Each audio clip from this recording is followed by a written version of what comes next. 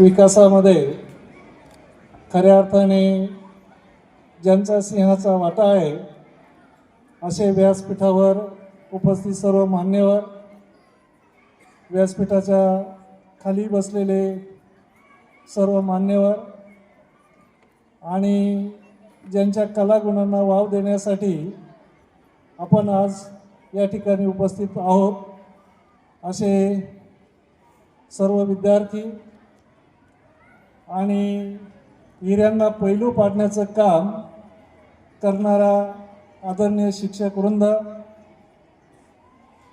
आज या ठिकाणी फक्त मी एकच म्हणेन की हे गाव नुसतं भक्ती पंढरी नाही तर ही शिक्षणाची पंढरी आहे.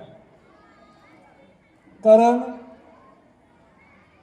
या छोट्याशा गावामध्ये एक प्राथमिक शाळा डिजिटल स्कूल म्हणून उभी राहते आणि संपूर्ण तालुक्याचं वैभव बनते.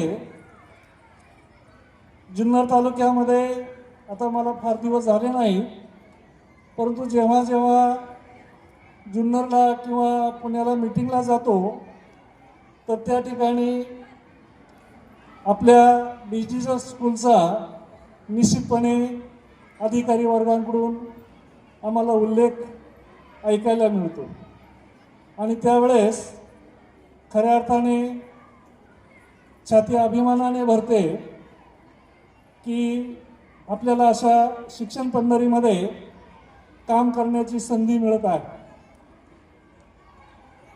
माध्यमिक विभागामध्ये काम करत असताना ती मुलं परिपक्व झालेली असतात, परंतु खरं श्रेय मी या प्राथमिक शाळेतील गुणवंत ज्ञानवंत शिक्षकांना देईन. कारण त्यांच्याकडे जी मुलं येतात ती मातीचा गोळा आहे,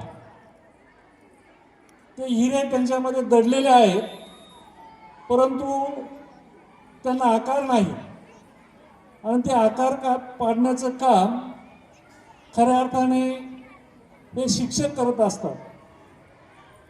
एक म्हण आहे, सुभाषित आहे की पाण्यामध्ये मासा झोप घेई कैसा, जावे त्याचे वंशात तेव्हाची कळे.